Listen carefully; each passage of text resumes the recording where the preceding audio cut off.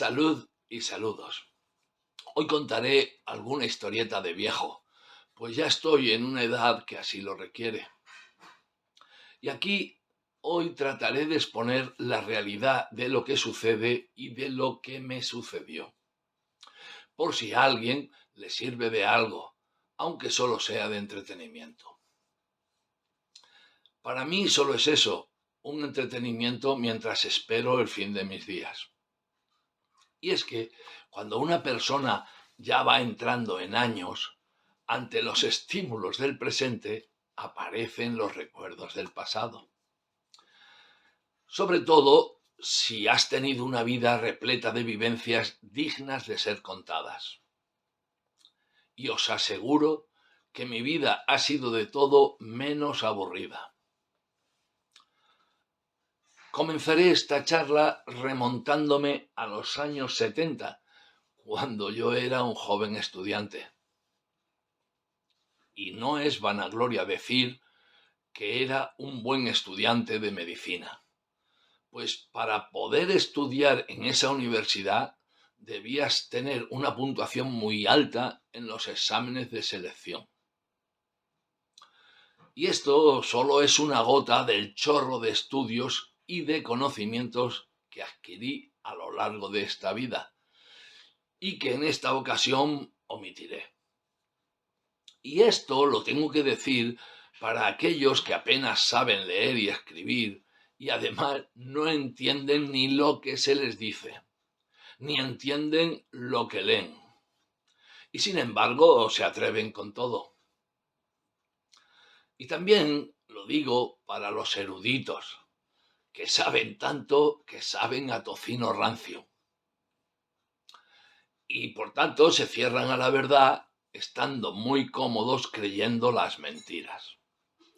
Y es que la educación sobre la realidad escasea, pues no enseñan esa buena educación en los centros en los que he estado como estudiante. Y han sido muchos sitios y durante muchos años. Y luego, por mi cuenta, nunca he dejado de estudiar. Había un refrán español que decía: pasas más hambre que un maestro de escuela. Pero también los estudiantes con escasos recursos pueden pasarlo regular. Y es que siempre ha habido y habrá estudiantes, como en mi caso, que llegué a la ciudad, a Madrid, procedente de una familia humilde. Y en esos años pasaba hambre de buenos filetes y de otras viandas. Viandas a las que no podía llegar con mi escaso presupuesto. Pero mi mayor hambre en esos días no era de comida, sino que era un hambre de conocimiento. Y la ciudad era un mundo nuevo, lleno de posibilidades, de cosas que hacer y de cosas que ver. Como por ejemplo, ir paseando por las tardes a ver las preciosas tartas de manzana o de fresa y nata, estas que había en los escaparates de las grandes cafeterías. También disfrutar con paseos para ir a ver las enormes motos que exponían los distintos concesionarios. En Madrid eran muy interesantes los paseos del domingo a los dos rastros que había, el de Tetuán y el de Cascorro, supongo que aún seguirán, donde alguna vez también fui a vender algunas revistas, cómics o alguna artesanía hecha por mí mismo. Íbamos a los cines de barrio para ver aquellas películas que no pudimos ver cuando eran estrenos. Y también íbamos a la Filmoteca Nacional, que ofrecía muy interesantes películas a muy bajo precio. Íbamos también a pequeñas salas como Música 3 en la calle de Alcalá, que ofrecía actuaciones en directo de músicos y cantantes del mundo sudamericano. También íbamos a los actos culturales de alguna universidad. Y en una ocasión dieron una actuación del grupo musical punk La Polla Record. Unos músicos muy cañeros, con una música y unas letras que todo el mundo debería escuchar. Aunque eso sí, tenían un aspecto horrible, parecían todos enfermos o yonkis. Y por supuesto, también fuimos a conciertos multitudinarios, que se daban en la movida madrileña como aquel de Mike Oldfield y a otros conciertos muy parecidos al famoso Festival de Woodstock, que se daban al aire libre, en donde los porros y los tripis eran el complemento ideal del evento. Entre todas estas nuevas y gratificantes experiencias estaba la Noche de Madrid, el Drugstore abierto las 24 horas. Y al volver a casa, paseando por las noches, me encontraba algunas cosas que a mí me parecían bonitas. Y es que por aquellas fechas Madrid comenzaba a renovarse y había muchísimas reformas. Y al pasar por sus aceras encontrábamos pequeños tesoros en los contenedores de las obras o junto a los contenedores de los desperdicios, que eran los lugares en donde dejaban las cosas viejas o anticuadas. De este modo, llegué a conseguir unas hermosas puertas y unas hermosas ventanas de madera, que finalmente coloqué en una casa de campo que construí años más tarde a 300 kilómetros de Madrid. Tuve que moverlas bastante. También conseguí algunos platos y piezas de menaje muy bonitos y muy antiguos. Y hasta piezas de marquetería y otros objetos que inexplicablemente aquellos sobrados tiraban para poner en su lugar cosas más modernas, como platos de Duralex o como puertas y ventanas de aluminio, tirando la cerámica y tirando la madera. En aquellas fechas no había competencia, pues solo unos pocos underground estábamos por esa labor. Y no lo hacíamos por necesidad, sino como un hobby, un divertimento nocturno, encontrando cosas bastante chulas. Aún faltaba mucho para que llegasen los que desgraciadamente hoy buscan en la basura por necesidad. Hoy es muy triste ver que hay gentes que rebuscan en las basuras para poder comer. Pero todo esto lo cuento solo por adornar el verdadero núcleo y propósito de este vídeo. Buscar para encontrar. Y en aquellos tiempos había mucho en lo que buscar.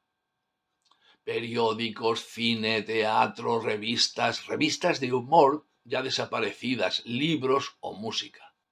Pues en este tiempo aún había cierta libertad y cierta calidad que hoy es mucho más difícil encontrar. Pues aún había cantautores que decían cosas interesantes y menos autocensura de la que hay actualmente. Y hay que buscar siempre en los libros, en los periódicos, en los cines, en los teatros, para encontrar algo realmente bueno. Algo que no solo entretenga, sino que además sirva para estimular el cortes. Y también para nuestra evolución intelectual y espiritual. Y la relación que tiene buscar entre la basura para encontrar algo interesante es lo mismo que sucede en el plano intelectual, pues suele haber mucha paja y poco grano. Poco grano con el que saciar el hambre de conocimiento. Un hambre que ayuda a escapar de la Matrix y ayuda a acceder a la percepción de la realidad.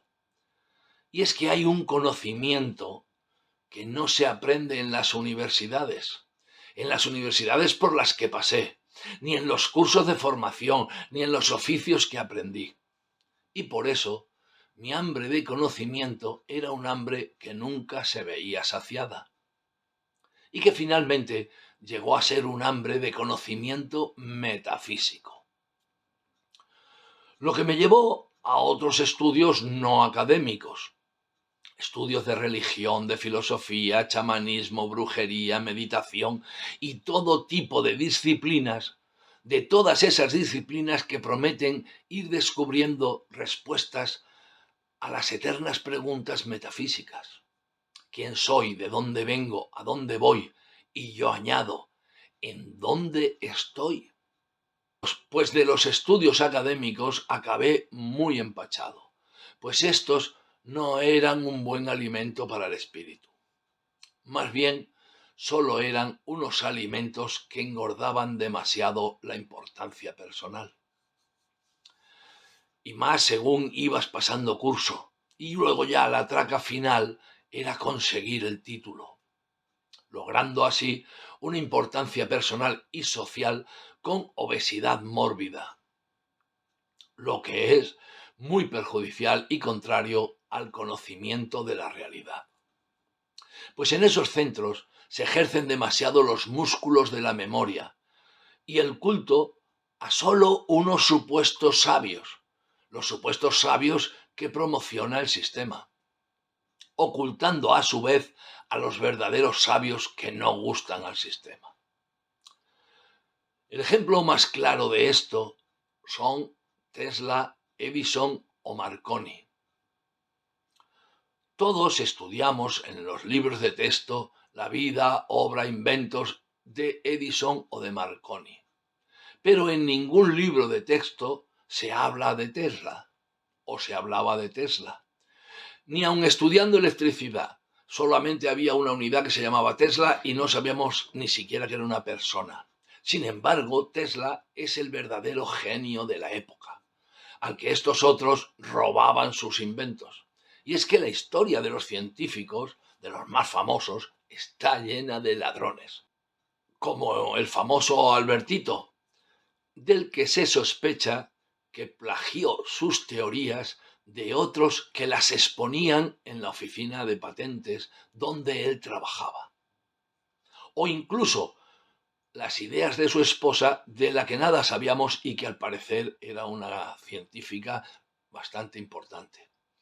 Y aunque este embaucador del sistema nunca inventó nada, solo sus absurdas teorías que no sirven nada más que para confundir y para relativizar la verdad y relativizarlo todo. Y por eso mismo era el más famoso científico de la época. En las aulas no se aprenden otras necesidades para una buena educación. Y este es un método del que se sirven los evaluadores universitarios para seleccionar a los más adecuados para los intereses del sistema. Y aunque al final del esfuerzo mental que supone acabar una carrera se suelen abrir puertas a un buen futuro social, esto suele conllevar una grave carencia de libertad de pensamiento, pues la educación oficial les llena a los estudiantes el disco duro con muchos datos, pero con casi ningún programa. Lo que explica por qué los sanitarios obedecen ciegamente hoy en día a los protocolos, incluso protocolos médicos hechos por políticos, como hemos sufrido estos últimos años y seguiremos sufriendo, aplicando incluso protocolos muy contrarios a la salud.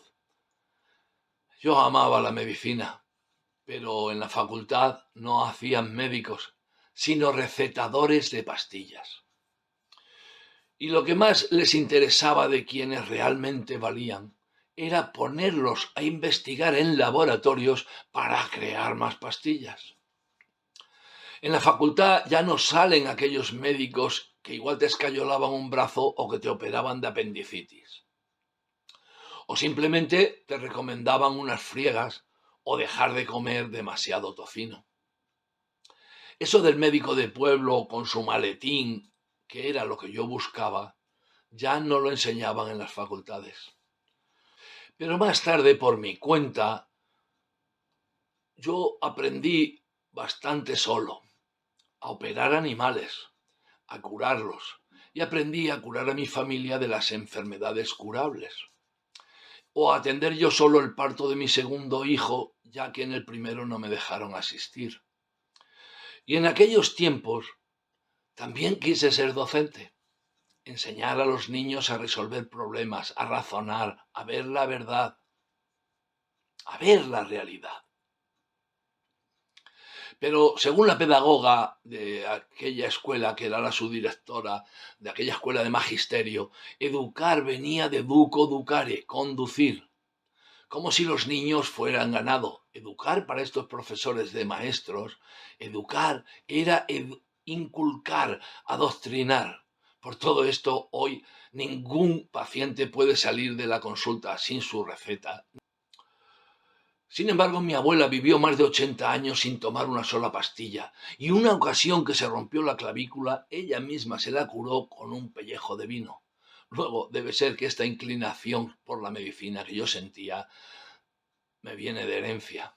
En esas facultades ya no hacen médicos o maestros polivalentes, ahora son todos especialistas en algo.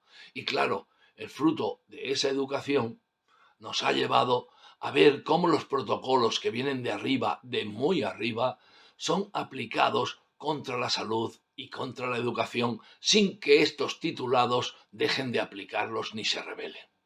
Y hoy tenemos una plaga de titulados que aplican un té fabricado en China de muy dudosa credibilidad y pinchan pócimas que ninguno de ellos sabe lo que pincha, pues no hay ni receta ni prospecto.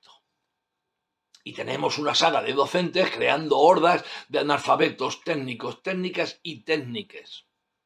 Y en la educación obligatoria de este sistema se inculca a los estudiantes solo lo que le interesa a los poderosos dirigentes. A los estudiantes se les oculta la realidad completa, pues ni los profesores la conocen. Cuanto más se estudia en estos centros y más se cree el estudiante esa filosofía que le obligan a aprender, más profunda es la matriz en la que cae. Así hoy tenemos personas que, habiéndose esforzado mucho, han superado las pruebas del sistema. Personas que no dudo que tienen una gran capacidad intelectual, pero que solo brillan en su especialidad. Pero luego ignoran por completo la realidad, ignorando por completo todas las mentiras del sistema. Es más, defienden esas mentiras a capa y espada, pues su educación les impide verlas. Pero cuando el hambre de conocimiento de la realidad te lleva a estudiar, a escudriñar entre tanta basura, cuando una persona se convierte en un guerrero del conocimiento, un guerrero que aspira a ser una persona de conocimiento de la realidad, lo estudia todo y se olvida de la importancia personal. También puede olvidar fórmulas, datos o autores, pero en su lugar aprende a razonar. Y algunos de los que se sumergen en la matriz, siendo taimados, pueden triunfar socialmente, hasta llegar a ministra o presidente, aun siendo un necio. Y de esto hay pruebas sobradas. Todos somos testigos y testigas. Como dijo el jefe de la Ertzaintza, o diría Irene Montera, estos poderosos hacedores de la matriz son unos engañabobos, unos adoradores del dinero y unos trepas del poder, embaucadores y generadores del odio entre las distintas y enfrentadas legiones de borrego matriz que los apoyan y que los admiran. Siendo que estos triunfadores sociales y sus borrego matriz suelen ser unos desalmados, o sea, gente sin alma. Pues no creen tener alma, y mucho menos ser un alma inmortal que tendrá que rendir cuentas por sus errores. Solo creen en la política, en la lucha. Pero el triunfo verdadero de un alma no es el triunfo social o político. El triunfo verdadero de un alma es el triunfo espiritual. Triunfo sobre las mentiras en las que se vive en la matriz, no en triunfo material. Las mentiras políticas, las mentiras sociales, las mentiras religiosas y las mentiras científicas que nos meten, y solo los que se despojan de esos filtros culturales y sociales de este sistema educativo pueden ser librepensadores y ver la realidad. Y así poder comenzar el camino hacia el triunfo. Pero el triunfo que no es material, que es poder presentar un alma traslúcida en el pesaje de las almas.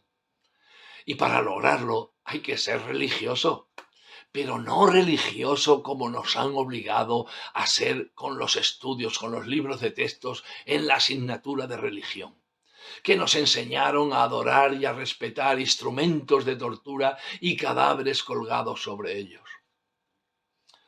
O nos hablaron de guerras santas en el nombre de Dios, por eso bendicen hasta los cañones, porque todo eso es la matriz.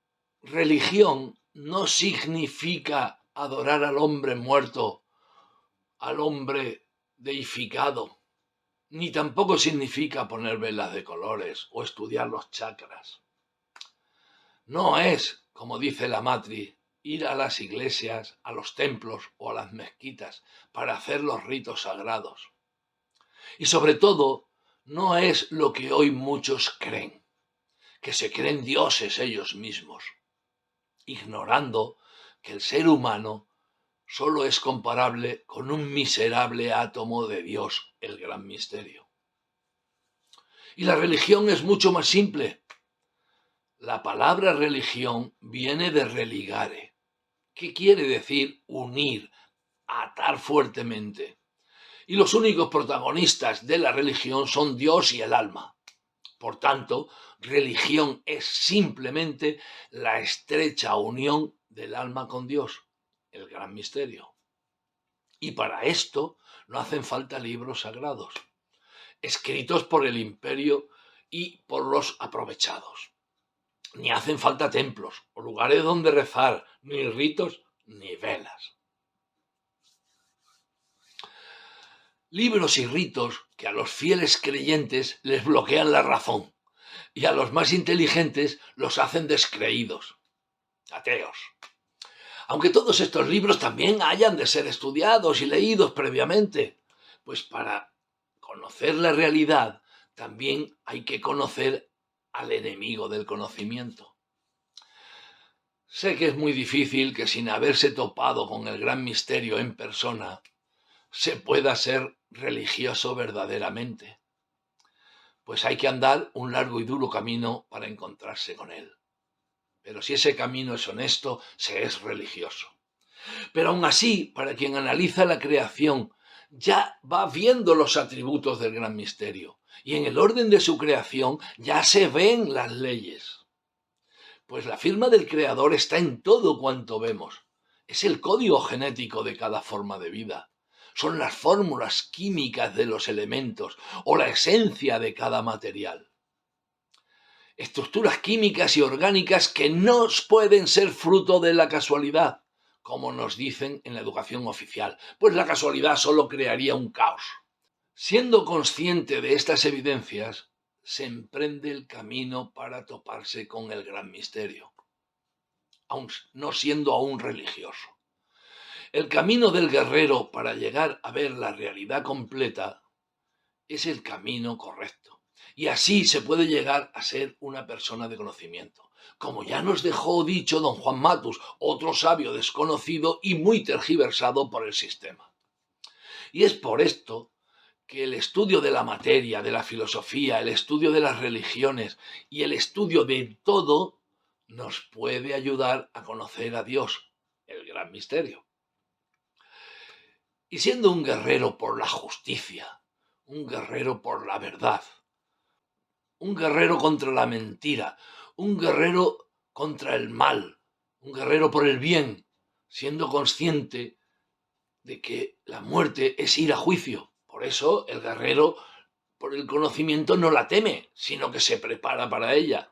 Y entre tanta basura intelectual, los que buscan afanosamente pueden ir encontrando verdaderos diamantes de sabiduría. Sabiduría que nos irá acercando hacia el gran misterio Dios. Pues hay personas que ya saben por dónde iba ese camino y nos lo han dejado escrito en sus libros, como algunos de los clásicos griegos. O la historia de Siddhartha y Gautama, y otras gentes de conocimiento. Historia de Siddhartha Gautama que nos ayuda a emprender el camino. En esta historia, Siddhartha encuentra la iluminación bajo una higuera, por ejemplo, por decir algo de esta historia, donde se paró con la idea de no moverse hasta no obtener la iluminación, la claridad, el ver. Hasta ver con mayúsculas y hasta encontrar las respuestas a su búsqueda de la verdad del gran misterio y el porqué de su actuación. Sin embargo, en la historia del muerto matado, en su testamento nos cuentan que secó una higuera simplemente porque no tenía higos fuera de temporada. Habráse visto una historia más ridícula en la que todos creen. Pero ha habido hombres muy ejemplares, como Don Juan o como Gandhi, que sí que son un espejo donde mirarse. Y sobre la religión le preguntaron a Gandhi, siendo él un presidente de una nación con muchísimas religiones, y le preguntaron, ¿cuál es la verdadera religión?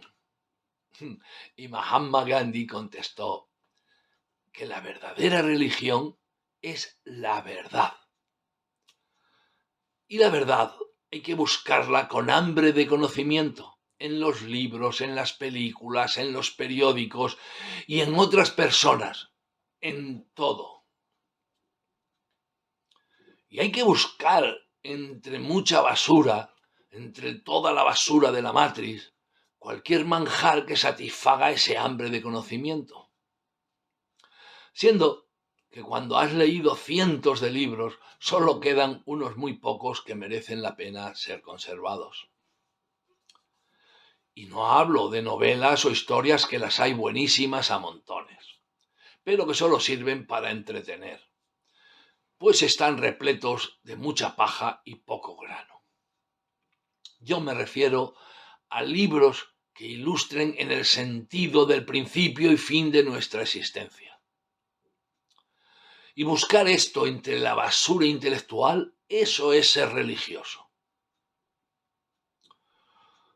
Todo hay que leerlo, hasta llegar a ver, como decía don Juan, y así poder separar el grano de la paja de todo lo leído.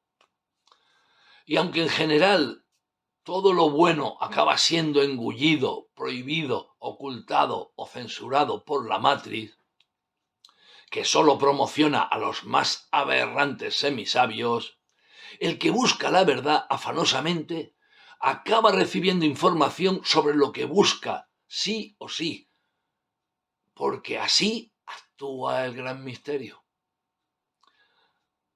Y dejando los libros aparte, desplazando mucho los libros con sus vídeos, apareció Internet.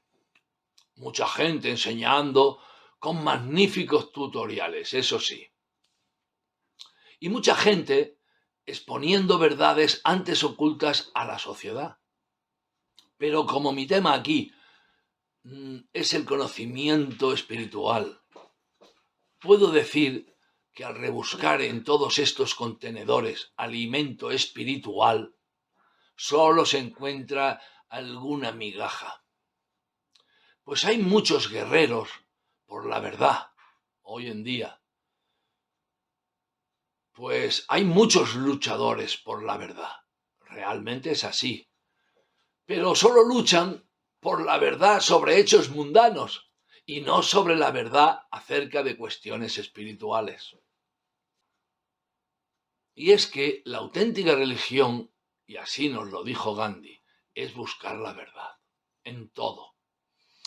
Los que creen y defienden algunas mentiras, los que no luchan por encontrar la verdad, ni quieren escucharla, no pueden ser religiosos, aunque se tatúen cruces o se arrodillen ante el muerto matado. Y mientras no se deshagan de esas mentiras, no podrán ser personas de conocimiento. Y ya no digo más, pues sé que esto solo gustará a casi nadie, aunque lo digo con la esperanza de que alguien lo pueda disfrutar. o también corregirme amablemente o discutir sobre esto amablemente para así intentar ayudarnos en este duro camino. Salud y saludos.